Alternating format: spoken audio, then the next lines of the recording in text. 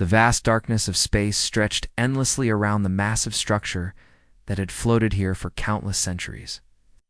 The Eternal Covenant's central station was a marvel of crystal and metal, its 12 towers reaching toward distant stars like fingers grasping at eternity. Each tower represented one of the ancient races that had joined together long ago to bring peace to a war-torn galaxy. High Counselor Veltar stood before the great viewing chamber, his tall frame casting shadows across the polished floor. His species, the Asari, had been the first to propose the covenant. Their pale blue skin shimmered slightly in the artificial light as he studied the holographic display floating before him. The image showed a small world, blue and green and beautiful, spinning slowly in the void. "Tell me about this one," Veltar said, his voice carrying the weight of authority that came from leading the galaxy's most powerful alliance. Researcher Quindel, a member of the insectoid Vexani race, clicked his mandibles together in what passed for acknowledgement among his kind. His forearms moved gracefully as he manipulated the holographic controls, zooming in on the distant planet. "They call it Earth," Quindel said, his translator converting his chittering speech into the common tongue. "The dominant species calls themselves humans. Our scouts have been observing them for several cycles now." The image changed, showing the surface of the world. Cities burned in the distance while strange flying machines dropped explosive death from the sky. Primitive vehicles rolled across scarred landscapes, their occupants firing crude weapons at each other with desperate fury. "Another war," Veltar observed, though his tone suggested this was not unexpected. "The third global conflict in less than 2 centuries, Quindel confirmed. They have known only brief periods of peace in their entire recorded history. Always fighting, always killing, always finding new reasons to destroy each other." On the planet's surface, far below the alien observers, Commander Jinsu crouched in his reinforced bunker deep beneath the Korean peninsula. The concrete walls shook as another bombardment struck overhead. Dust rained down from the ceiling, and the emergency lights flickered ominously. Jinsu had been fighting for 3 years now, ever since the great powers had finally abandoned diplomacy and chosen destruction instead. He was tired, bone-deep, weary in a way that sleep could not cure, but he kept fighting because that was what humans did. They endured, they adapted, they survived. The radiation detector on his belt clicked steadily, a mechanical heartbeat counting, down to an uncertain future. The weapons being used in this war were terrible things, capable of poisoning the very air and water for generations to come. Yet somehow people continued to live in the contaminated zones. They found ways to survive. What should have killed them? "Fascinating," Veltar murmured as he watched the display. "Look at their adaptability. Even in the face of complete annihilation, they continue to evolve." The image shifted to show Dr. Soman as she emerged from a medical facility in what had once been Seoul. Her protective suit was patched in a dozen places, and her face mask could not hide the exhaustion in her eyes. She had been studying the effects of the war on human biology, documenting how people in the worst affected areas were beginning to change. Her research showed something remarkable. Humans exposed to radiation and chemical weapons were not simply dying as expected. Instead, their bodies were fighting back, changing at the genetic level to cope with the hostile environment. Children born in the contaminated zones showed enhanced immune systems, improved reflexes, and a surprising resistance to toxins that would kill their parents. "They are already beginning to evolve," Dr. Soman reported to her colleagues over the encrypted medical network. "The human genome is more flexible than we ever imagined.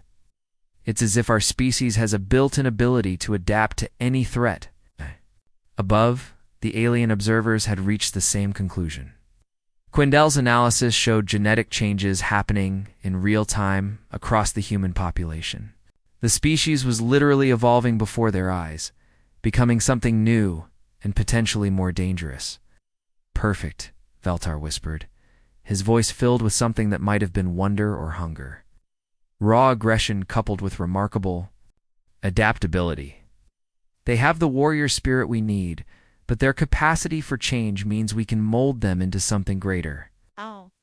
The other members of the Covenant Council had gathered now, representatives from all 12 species floating or standing. Around the central display, they had seen many species rise and fall over the millennia, but rarely had they encountered one with such potential. "The galaxy needs peacekeepers," announced Counselor Thren of the crystalline Zephyrians. "These humans could serve that purpose, but they need guidance. They need to be shaped." "Agreed," rumbled General Korth, the massive reptilian representing the Saurian hegemony. "But can they be controlled?" "Their aggression is useful, but it must be directed properly." Beltar studied the images of human warfare, watching as Jin Su led his soldiers in another desperate defense of their position. The human commander moved with surprising grace despite his exhaustion, his tactical mind finding advantages where none should exist. "They can be molded," Veltar said finally. "We have the technology. We have the knowledge. We can take their natural gifts and enhance them, guide their evolution in the direction we choose." Dr. Soman continued her work far below, unaware that her discoveries were being observed by beings who saw her entire species as raw material for a grand experiment. The radiation scanner on her belt clicked its steady rhythm, counting down to a future that would be shaped by forces beyond human understanding. "Begin the molding protocol," Veltar commanded, his decision echoing through the chamber. "This species will become our greatest creation." The Covenant had spoken. The fate of humanity was sealed. 300 years had passed since the great wars that nearly destroyed Earth. The blue planet now looked very different from space. Its scars healed and its cities rebuilt with gleaming towers that reached toward the stars. Humanity had changed too, though they did not fully understand how much. Captain Dongho stood on the bridge of the starship New Sol, watching the stars through the great viewing window. The ship was massive, larger than anything humans had ever built before. Its hull was made from materials that were stronger than diamond but lighter than aluminum. The fusion reactors that powered it could generate more energy than entire cities had used in the old days. "All systems ready for jump, Captain," reported Engineer Minho from his station.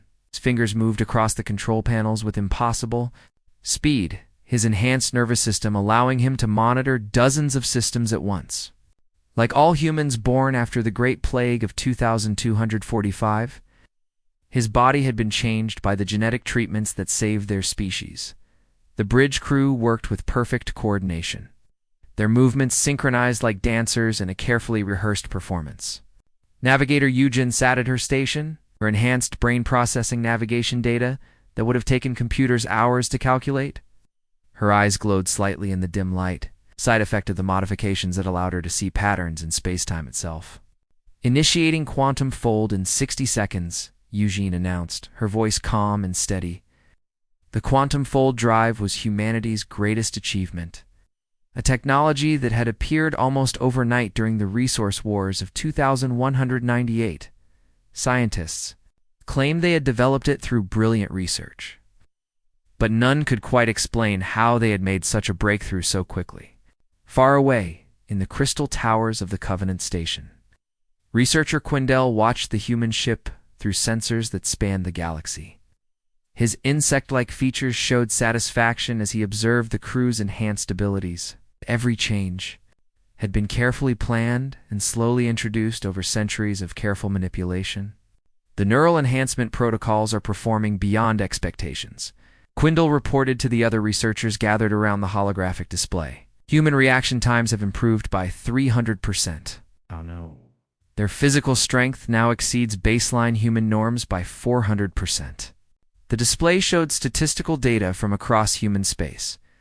17 star systems now hosted human colonies, each one established with technology that had mysteriously appeared during moments of crisis. When Earth's resources ran low, fusion power suddenly became possible. When the first colonies needed protection from radiation, new materials science emerged. When faster travel became necessary, the quantum fold drive was invented. Out. Dr. Haijin worked in her laboratory on the colony world of New Busan, studying tissue samples from the latest generation of human children. What she saw amazed her. These children were born with bones that were twice as dense as their grandparents, muscles that could generate incredible force, and brains that processed information like biological computers. The genetic drift is Accelerating, she reported to her colleagues across the human colonies. Each generation shows more pronounced changes. It's as if our species is evolving at an impossible rate. What Dr. Hygen did not know was that every medical breakthrough, or every genetic therapy, every treatment that had saved humanity from various plagues and disasters had been carefully designed. The Covenant had spent 3 centuries slowly reshaping human biology, introducing changes so gradually that they seemed natural, back on the new Sol. Captain Dong-ho felt the familiar sensation as his ship prepared to fold space-time around itself. His enhanced senses could actually feel the quantum fields building around the hull, something that should have been impossible for any biological creature to detect. "Jump in 10 seconds, Yujin announced. Her enhanced reflexes were all ready.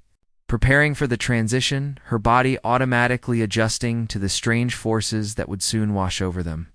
The ship vanished from normal space, traveling instantly across impossible distances to emerge near a distant star. The crew barely felt the transition. Their modified bodies adapted to handle forces that would have killed their ancestors. "Hi." Counselor Veltar observed the successful jump from his command chamber on the Covenant station. The humans were progressing even faster than the most optimistic projections had predicted. Their natural adaptability, combined with carefully introduced modifications, had created something remarkable. "They show perfect unit cohesion," reported military analyst Krenth, studying recordings of human military exercises. "Their pack loyalty has been enhanced to an almost supernatural degree. When one human soldier is threatened, the entire unit responds as if they share a single mind." This was perhaps the most important modification the Covenant had made. Humans had always been social creatures, but the genetic changes had amplified their natural loyalty to impossible levels. A human would now die without hesitation to protect their comrades, their families, their species. This made them perfect soldiers, but it also made them incredibly dangerous if they ever turned against their creators. "The strength modifications are equally impressive," added Quindel. "A baseline human can now crush steel with their bare hands. Their reflexes are faster than most species' combat computers. Their tactical thinking has been enhanced to process battlefield information at superhuman speeds."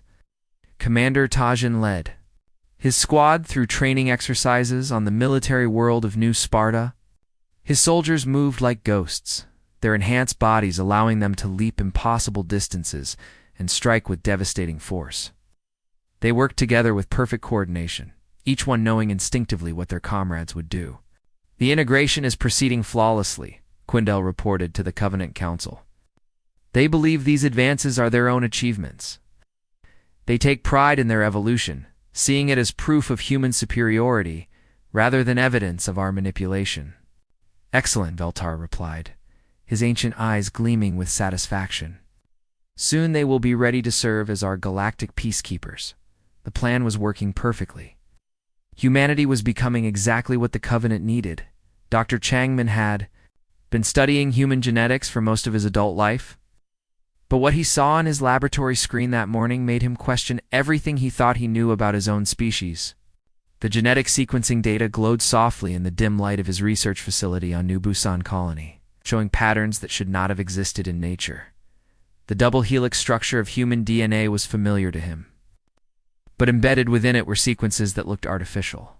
They were too perfect, too organized, too purposeful to have evolved naturally. As he stared at the data, a terrible realization began to form in his mind. These sequences looked like programming code written in the language of biology itself. "This cannot be right," he whispered to himself, his enhanced eyesight allowing him to see details that would have been invisible to his ancestors.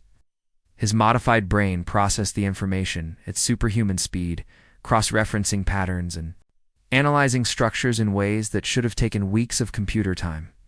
He ran the analysis again, hoping for different results. The computer hummed softly as it processed the genetic data from thousands of human samples.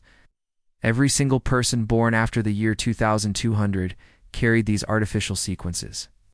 Every single one had been changed at the most fundamental level of their existence. Changmin's hands trembled as he realized what this meant. Genetic therapies that had saved humanity from the Great Plague of 2245. The treatments that had enhanced human abilities over the centuries, the miraculous medical breakthroughs. That had transformed their species. None of it had been natural. Someone had been changing humanity from the inside out, on Earth. Dr. Haywan made the same discovery in her research laboratory in what had once been Seoul. She had been studying the genetic differences between modern humans and samples taken from ancient burial sites. The contrast was shocking. Modern humans were not just evolved versions of their ancestors, they were fundamentally different creatures. The bone density modifications alone should have taken millions of years to develop naturally.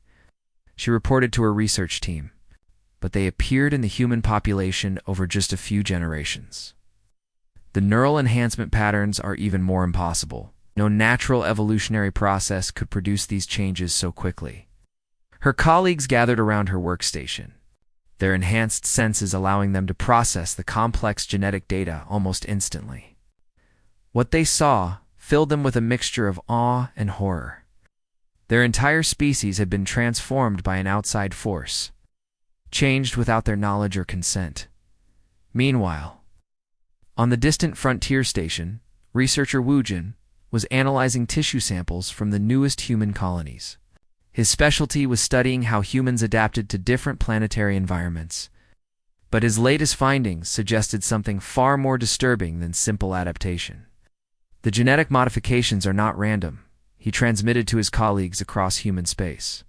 They follow specific patterns, as if someone was designing us for a particular purpose. We are not evolving naturally. We are being shaped by an intelligent force.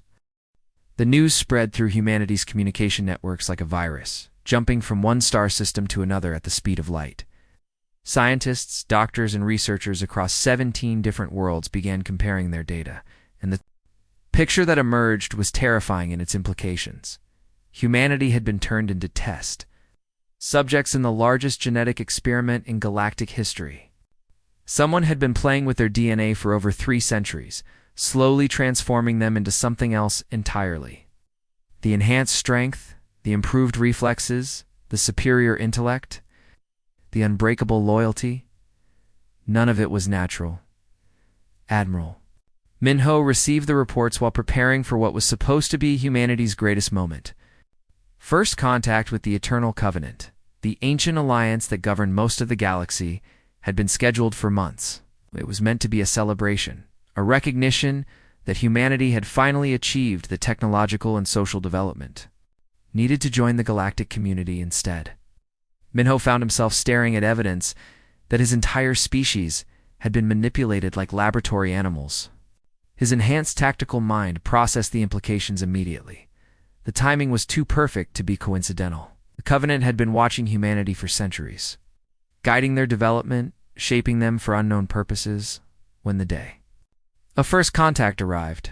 The meeting did not go as the Covenant had planned. Instead of grateful humans eager to join galactic civilization, they faced a species united in cold, calculating fury. The enhanced loyalty that had been bred into human genetics now worked against their creators, binding all of humanity together in shared outrage. "You made us into weapons," Admiral Minho stated flatly during the first diplomatic exchange. His words carried the weight of an entire species' anger. "Without our knowledge, without our consent." High Counselor Veltar seemed genuinely surprised by the human response. He had expected gratitude, perhaps even worship, from the species they had so carefully improved. His pale blue skin shimmered with what might have been confusion as he replied. "We made you into something greater," Veltar said dismissively, his ancient voice carrying the arrogance of a species that had ruled the galaxy for millennia. "You should be grateful for our gifts?" The silence that followed was filled with a promise of storm.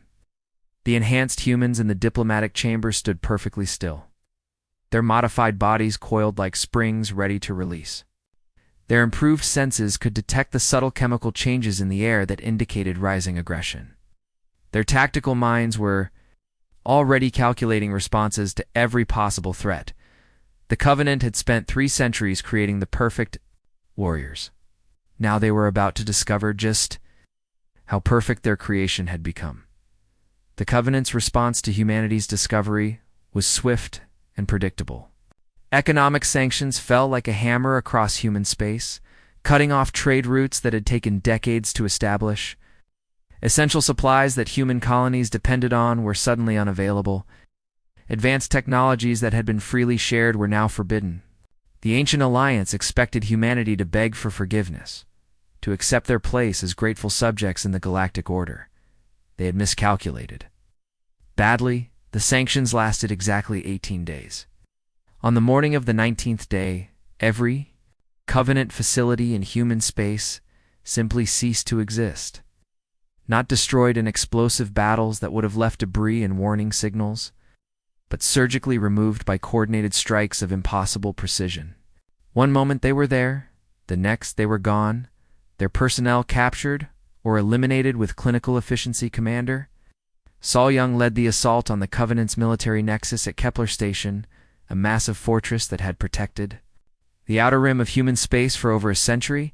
Her strike team moved through the vacuum of space without bulky environmental suits, their modified lungs able to process the thin atmosphere that leaked from the station's damaged hull. Their enhanced bone density allowed them to survive pressure changes that would have killed unmodified humans instantly. Breach in 30 seconds, Sol Young whispered into her communication implant. Her voice carried instantly to every member of her team through quantum-encrypted channels. Her enhanced vision could see through the station's hull, detecting heat signatures and movement patterns inside the complex structure. The Covenant defenders never saw them coming. The human soldiers moved through the corridors like ghosts, their modified genetics allowing them to survive in environments that would kill baseline beings. They could see perfectly in absolute darkness, their enhanced hearing picking up the slightest sound from hundreds of meters away. Their improved reflexes made them faster than the automated defense systems that had been designed to stop conventional attackers. Target acquired, reported Sergeant Jahin. Tactical implants processing information faster than the station's own computers. The modifications that the Covenant had originally designed for improved decision-making now calculated 17 different approaches to disable the station's defenses simultaneously. His enhanced brain could analyze every possible outcome in milliseconds, choosing the perfect strategy for each situation. What the Covenant had intended as gifts for peacekeeping had become tools of perfect warfare. The strength modifications allowed human soldiers to tear through reinforced barriers with their bare hands. Enhanced reflexes made them untouchable in combat. The improved tactical thinking turned every human into a strategic genius, capable of outmaneuvering enemies with centuries of military experience across the galaxy. The pattern repeated with terrifying consistency. Humanity struck with the precision of surgeons and the coordination of a hive mind. They used every enhancement, every technological gift, every modification the Covenant had given them, but turned toward a purpose the aliens had never imagined. On the industrial world of Proxima 7, Captain Wusung led his team through the massive mining complex that had been extracting rare metals for the Covenant war machine. His soldiers moved through the facility like a coordinated organism, each one knowing instinctively what their comrades would do next. The pack loyalty that had been engineered into their genetics made them fight as a single entity with many bodies. Factory secured, Wusung reported, his enhanced senses detecting no remaining threats in the vast complex. The Covenant workers had been evacuated safely, but their equipment had been disabled with surgical precision. Every machine, every computer, every piece of advanced technology had been rendered useless without causing unnecessary destruction. The human strategy was becoming clear. They were not trying to conquer or destroy the Covenant. They were systematically dismantling the infrastructure that allowed the Ancient Alliance to maintain control over the galaxy. Every strike was calculated to inflict maximum strategic damage.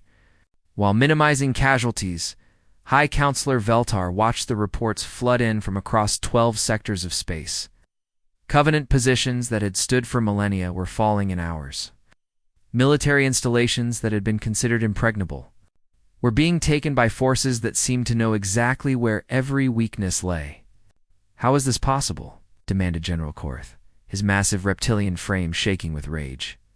"Our intelligence networks detected no human military buildup. Our sensors showed no fleet movements. How did they coordinate attacks across such vast distances? The answer came from researcher Quindell, his insect-like features showing something that might have been fear. The neural enhancements we gave them, he said quietly. They are not just processing information faster than baseline humans. They are processing it faster than our own computers. And the loyalty modifications have created something we never anticipated. What do you mean? Belter asked, though part of him already knew the answer. They are not fighting as individual soldiers coordinated by commanders, Quindell explained. They are fighting as a single organism with billions of bodies. Every human in the galaxy is connected by their enhanced genetics. They share tactical information instantaneously. They anticipate each other's actions perfectly. They've become a collective intelligence that spans star systems. The implications were staggering. The Covenant had created a species that could think and act as one unified entity across impossible distances. Every human was simultaneously a soldier, a strategist, a sensor node in a vast network of intelligence that could process information. On a galactic scale, what have we created? Veltar whispered, as another report came in of Covenant forces, surrendering without a fight to human units that had somehow appeared behind their defensive lines. The answer came in the form of a human.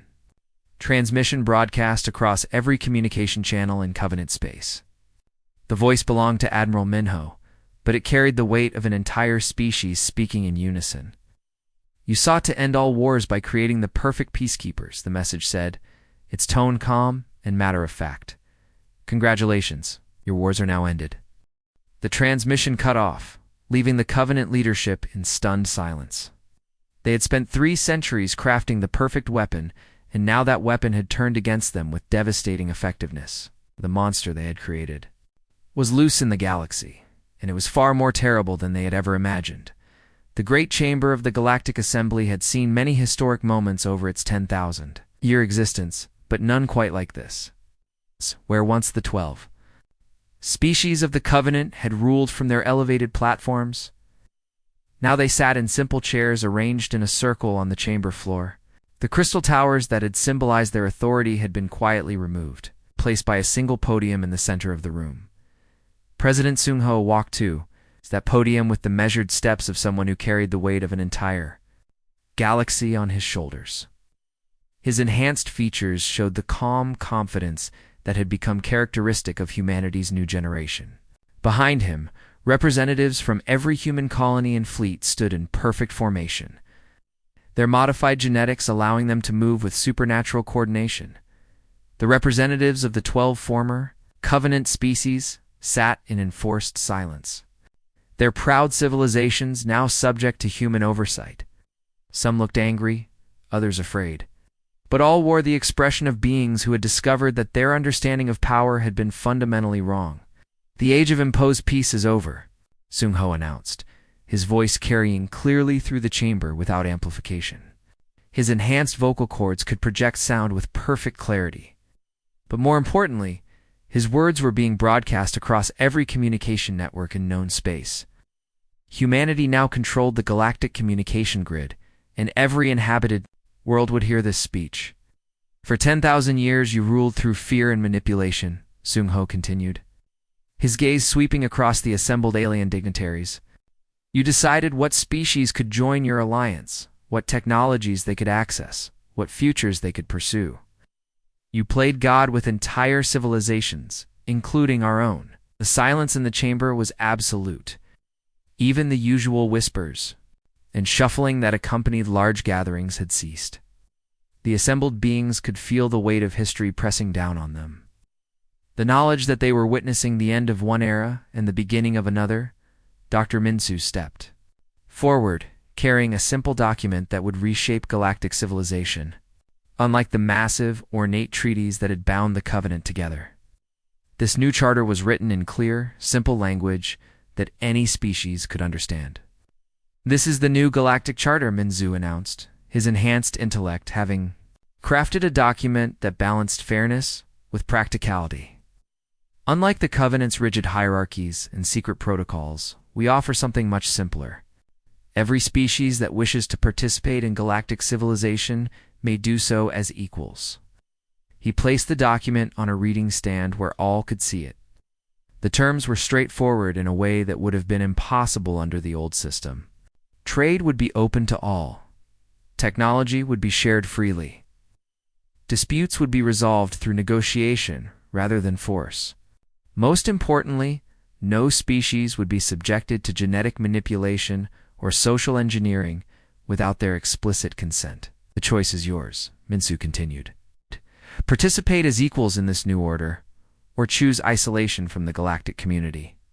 We will not force cooperation, but neither will we tolerate aggression or manipulation. The Story delegation, led by a visibly aged Veltar, raised a trembling hand.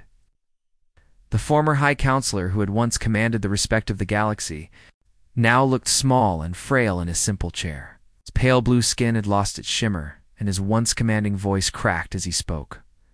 "What assurance do we have of fair treatment?" he asked, his words carrying the weight of genuine fear. "You have the power to destroy us all. What prevents you from becoming the tyrants you claim to oppose?" The question hung in the air like a challenge. Many of the assembled beings leaned forward, eager to hear how humanity would respond to this fundamental test of their intentions. Captain Unesio stepped forward to answer. Her enhanced features marked her as part of humanity's new generation, the children who had been born after. The truth about their genetic manipulation had been revealed. Her modifications were more pronounced than those of her elders. Her strength and intelligence pushed to levels that would have been impossible for baseline humans. She smiled, but there was no warmth in the expression. Her enhanced emotional control allowed her to project exactly the right mixture of confidence and threat that the situation required. "You have the same assurance you gave us," she said, her voice carrying clearly through the chamber. "None. The difference is that we choose to be better than our creators." The brutal honesty of her answer sent ripples of shock through the assembly. Many had expected platitudes about justice and fairness, not this stark acknowledgement that humanity held absolute power over their former manipulators. "We could remake you as you remade us," Unisio continued, her enhanced tactical mind calculating the effect of each word. "We could manipulate your genetics, control your development, turn you into whatever we desired. We have the technology, the knowledge, and the power to do exactly what you did to us." The chamber remained silent, but the tension was palpable. Every being present understood that they were at the mercy of a species that had every reason to seek revenge. "But we will not," Unesio concluded. "It's not because we lack the ability, but because we choose to be better than you were. We will not impose our will on others as you imposed yours on us. We will not play God with species that might one day surpass us."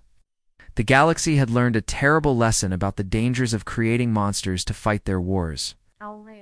The Covenant's dream of eternal peace had been achieved, but not in the way they had imagined.